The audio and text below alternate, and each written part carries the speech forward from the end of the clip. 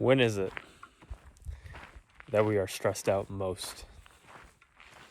I believe it is when we have control over a situation and its outcome, at least potentially, and we are not acting upon it. When you have the potential to change your circumstances, but you are not. This is where stress and anxiety thrive, I believe.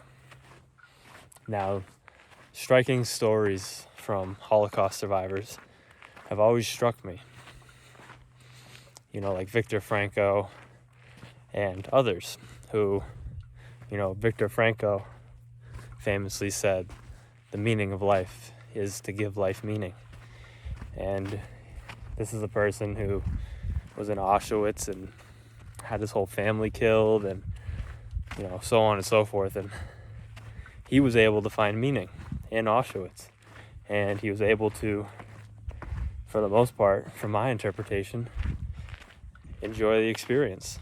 And enjoy is a strong word, but I think he enjoyed his experience more than some people today enjoy their 9-to-5 existence, which is pretty crazy if you think about it. And I was just thinking about it on this hike, and I think it's really because of opportunity.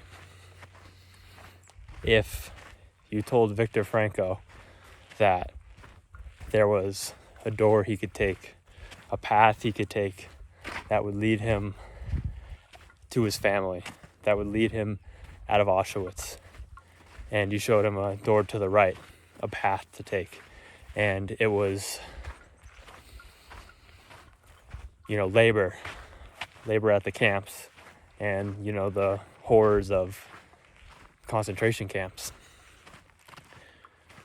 Obviously, he would choose the left, but I don't think he could choose the right and have the same experience that he did. Especially if the opportunity to take the left path was always available to him.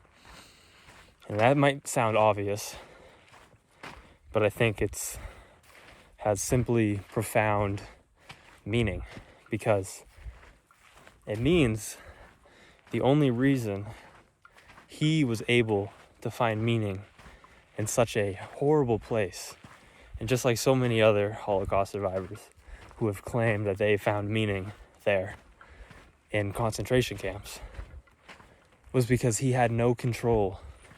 Unless he wanted to die, he had no control of leaving.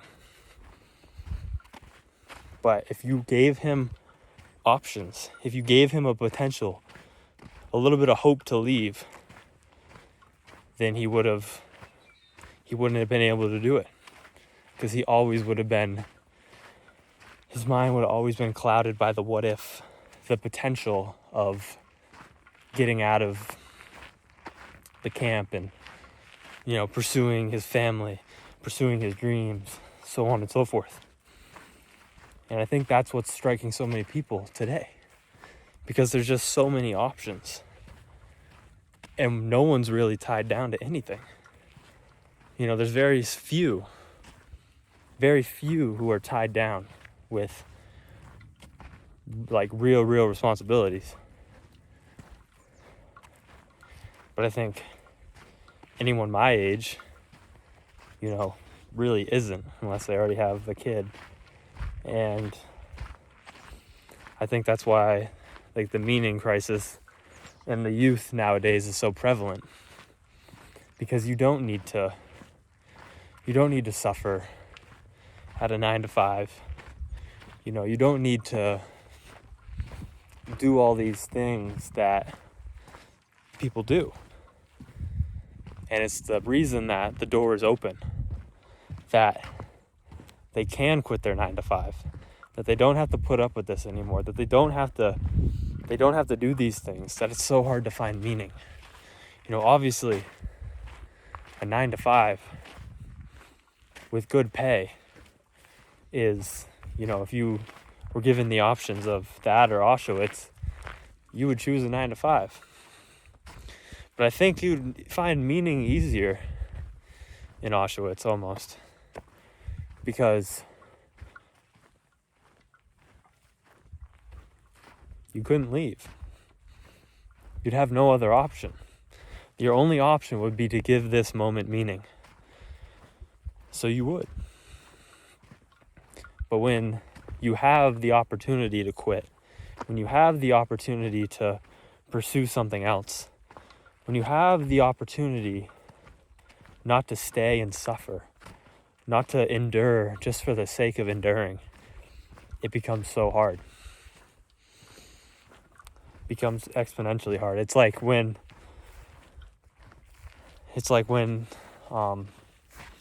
people are trying to lose weight, they say, don't buy any soda and don't buy any junk food. Like, keep it out of the house, because it's so much harder to keep yourself disciplined, to keep yourself on the right track when you got cookies in the cupboard and you got soda in the fridge and you know exactly where it is and you know there's nothing stopping you. And yeah, obviously, just because it's not in your house doesn't mean you have no access to it, but it makes it that much harder. And it's like, I really want a cookie right now, but it's like, well, the store is 10 minutes away. That's a drive. It's a round trip of 20 minutes. Get into the store, get out, say add another 5-10 minutes, and you spend money. So it's like 30 minutes, gas money, wear and tear in your car, so on and so forth. And you tell yourself, it's just, I want to keep this diet anyways. I don't need the cookies. But when you buy the cookies and they're in your fridge, sometimes in the cupboard, it's so much harder to keep yourself disciplined. It's so much harder to keep yourself disciplined because you have the opportunity to not. And it's so easy. But when you put yourself in a situation where you have no other options, it's this or it's death. I just think it's so much easier to give it meaning. And that's not to discredit Viktor Frankl, because he's an amazing person from what I've read, and what he did was amazing, because obviously not everyone gave their life meaning in concentration camps. But I think there's also something profound we can learn from that, because if we go to another concentration camp, if you will, or a prisoner of war camp, James Stockdale said that the people who didn't last in the prisoner of war camp were the people who went around saying they were going to be home for Christmas. It was the people who gave a date, who said, yes, in 6 months, the war will be over. We'll be out of this mess. It'll all be a distant memory, and we'll be good. And then Christmas came, and they were still there.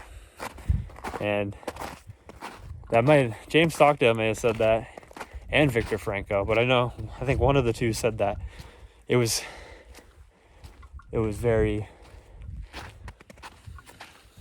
close to when, like, a lot of people would die around Christmas and Thanksgiving and holidays, because in their head they were said, I'll be home by then. And when they weren't and they realized it passed, they lost their will. But it was people like Viktor Frankl and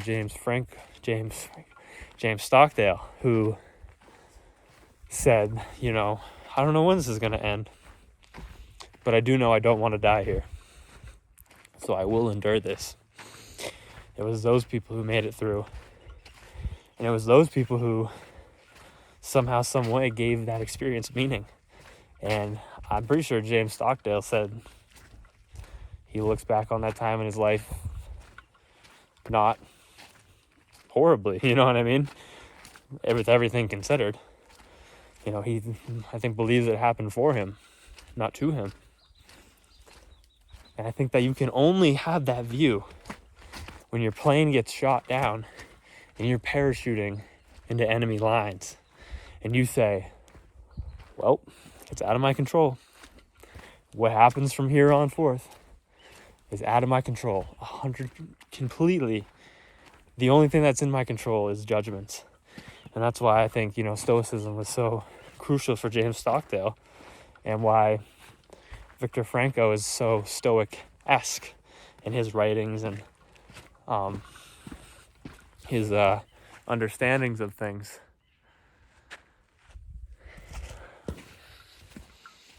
And I think this is a very powerful insight, because I've been trying, and I think many people try, to give their life meaning. I mean, that's what the wallpaper of my phone is. The meaning of life is to give life meaning. And I just sometimes marvel at the fact that with my privileged existence compared to people throughout history, how I'm sometimes in dark places. How someone like Viktor Frankl seemed to be able to give life more meaning than me, when I, in every way, should be able to give more meaning. And I think it's for this reason I'm saying I have an opportunity to quit a job I don't like. I have the opportunity to pursue a dream. I have an opportunity to travel the world. I have an opportunity to take risk. I have an opportunity to do all these things that I'm not doing.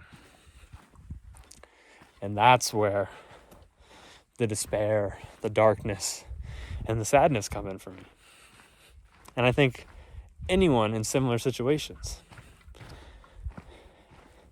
And on the surface, it seems like you're being a baby, and it's because, someone like James Stockdale and Viktor Frankl, and, you don't even have to go to these extreme scenarios.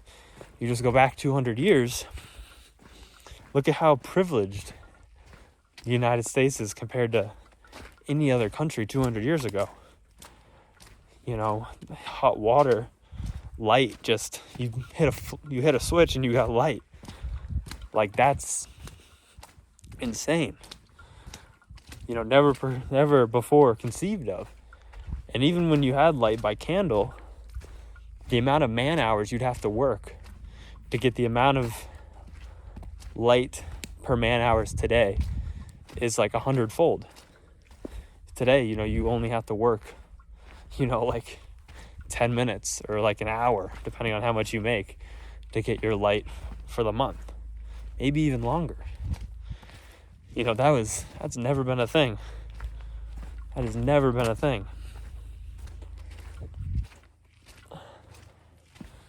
And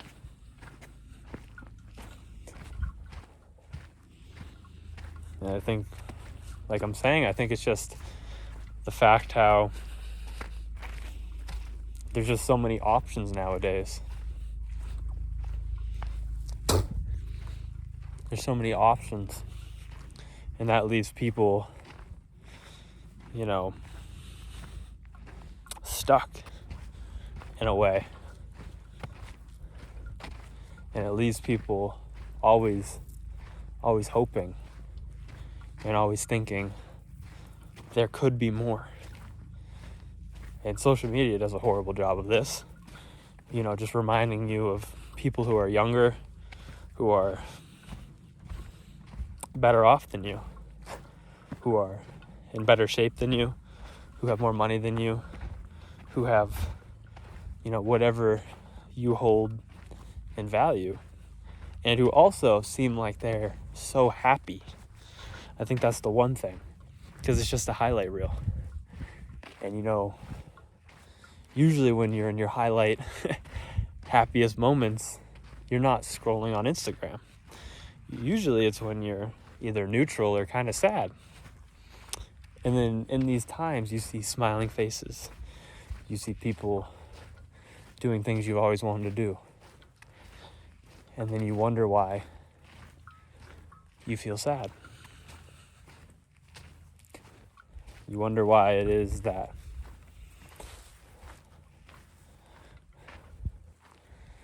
you can't find meaning in a world so privileged when people who were so deprived found meaning. And it's just, there's too many options. But I don't think too many options is inherently bad. I want to make that clear. I think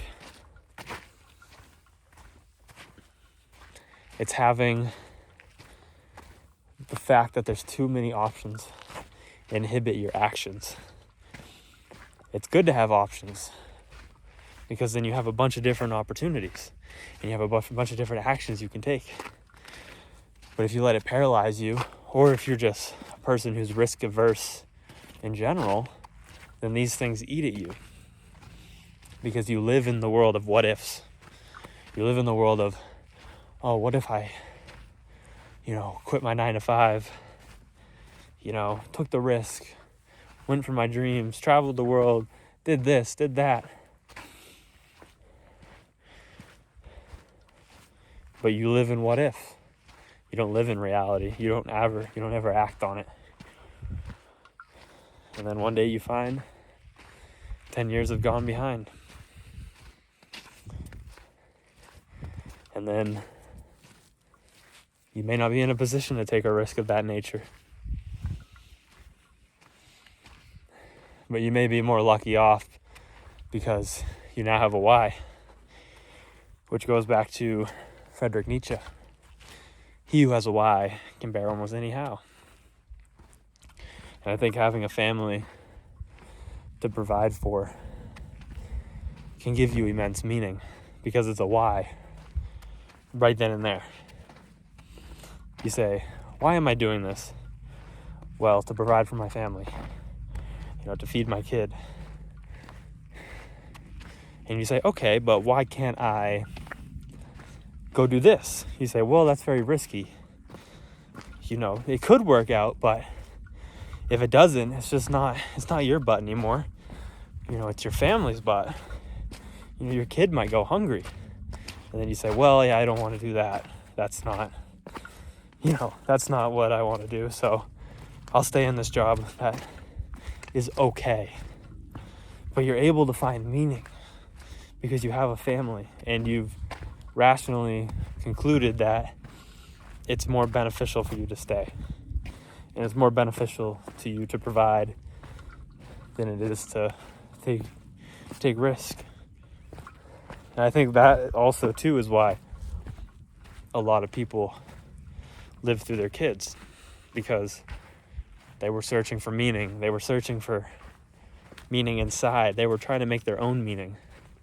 But then the only thing that ever gave them meaning was a family. It was a kid. So then their kid grows up and they see an opportunity to live through them again. To, become a professional sports player or to do really good in school and go to a great college and set up yourself for a good future with a job that's well paying. And that's why parents push so hard, I think. Because they may have never found meaning in life outside of a family.